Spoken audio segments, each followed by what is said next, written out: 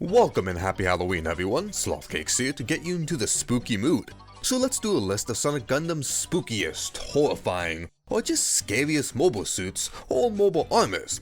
Now this is going to be a simple list, and I'll try to find things that go the extra mile in terrifying. And as for rules, we're going to be very lenient on the list because, well, this is a dumb idea. So with that out the way, let's get into it.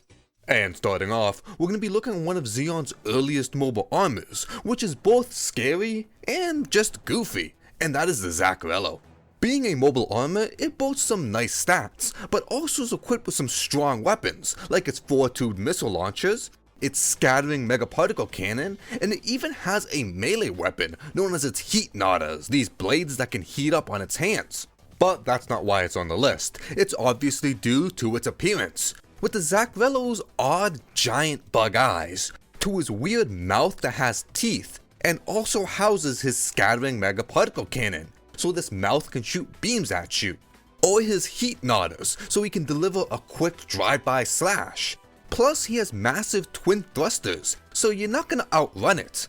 And while this thing looks really goofy to us, in universe, if you're a Fetty and you saw a small yellow thing approaching, and its details start appearing as it's closing the distance rapidly, it, like many of Zeon's mobile suits, is terrifying. And also like them, it's also goofy. Kinda like a murderous teddy bear. Yeah, it's murderous, but it's also a teddy bear. Now, if that doesn't fit your fancy, we can look at one of its variants, the Gundam, which looks a lot more scary, but it does have a high speed form which looks like a giant robotic sperm cell. And on to number 7, we have the Gundam Barbados, but specifically the Lupus Rex. However, every form from its earliest is still terrifying. They all have this monstrous silhouette with a massive V-fin that looks like horns. Every form is scary, especially the 5th form with its chainsaw wrench. But we have to highlight the Lupus Rex, for it's just goddamn horrifying.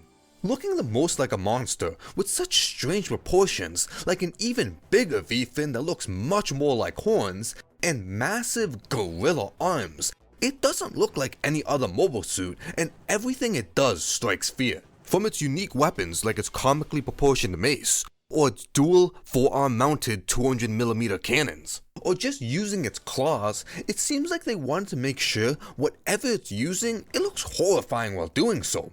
Plus, with Mikazuki's general game plan of ripping the enemy in half as fast as possible, this makes for a very brutal combat style.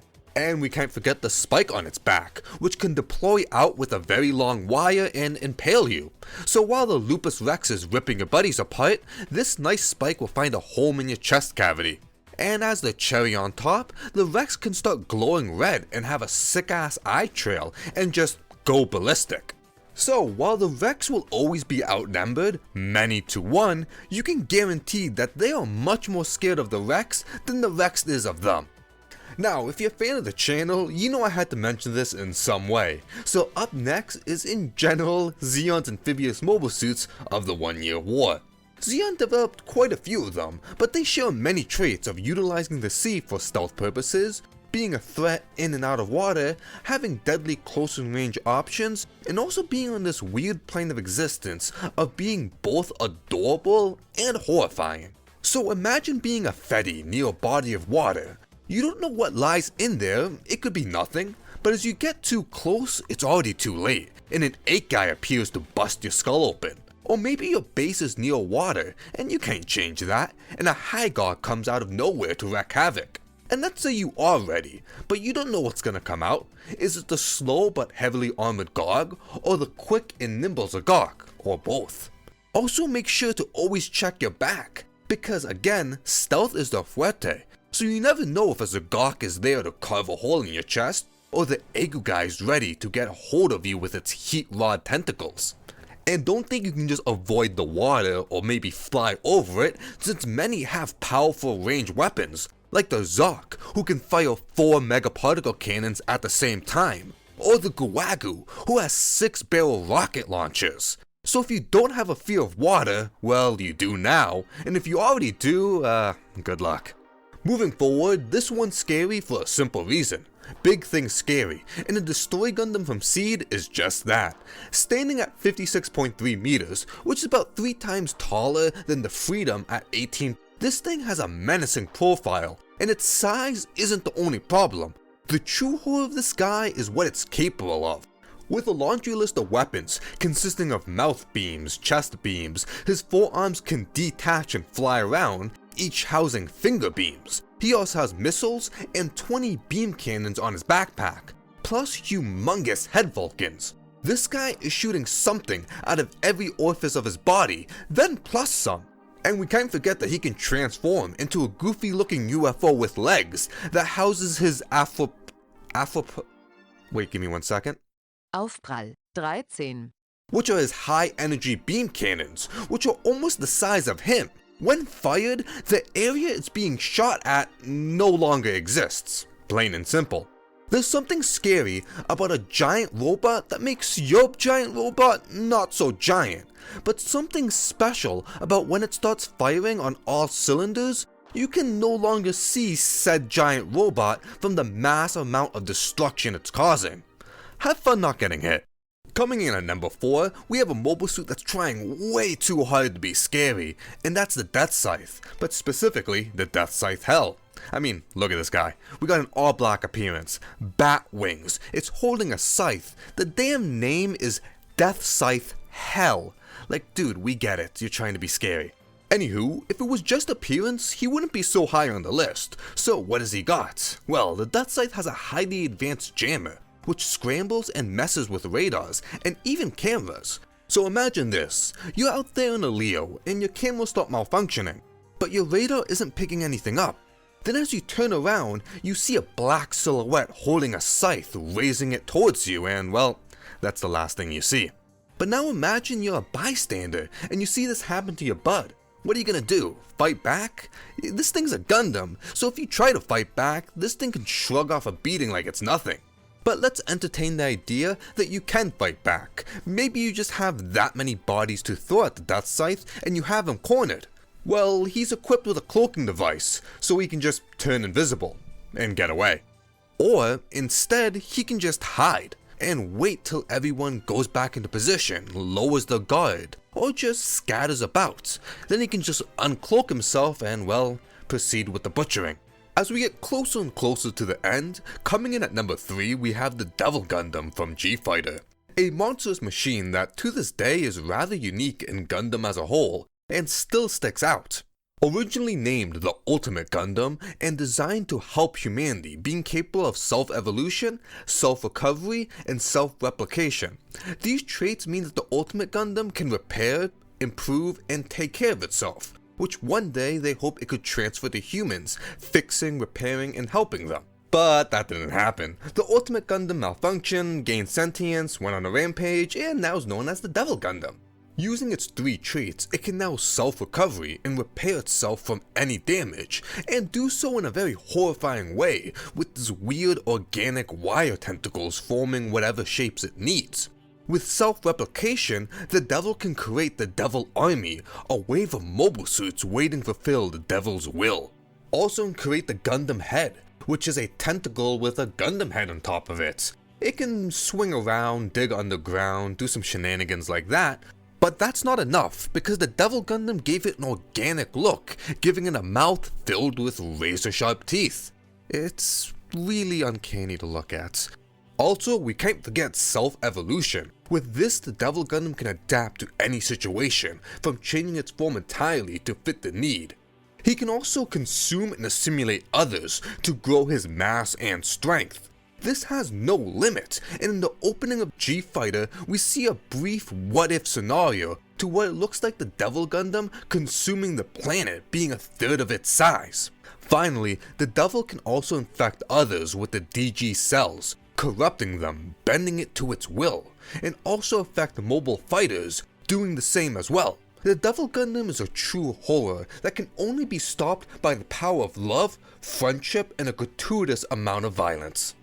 Now, to number 2, we have the Fear of the Unknown, and as a warning, heavy Turn A spoilers, and yeah, it's the Turn A, with obviously its Moonlight Butterfly, releasing countless nanomachines that can turn technology, non-organic material, into sand, shooting humanity back to the Stone Age in just a single sweep, and alone, that's terrifying. That by itself should place it high, But no, the Turn A has even more shit in its arsenal, from the self-repairing nanomachines to the mountain-leveling beam rifle. But what tops all this is that we never see the Turn A at full power. Lauren tried his hardest to de-escalate every situation, and he never tried pushing the machine to its potential. We only get a glimpse of the Turn A's power in games with the Dark History version. This version was also able to create a moonlight butterfly, was able to teleport consecutively in an instant, also teleport its weapons to it, and just looked terrifying while doing anything. I mean, with the red eyes, it had those symbols everywhere, it was doing some really weird shit. What is truly terrifying about this guy is what we don't know.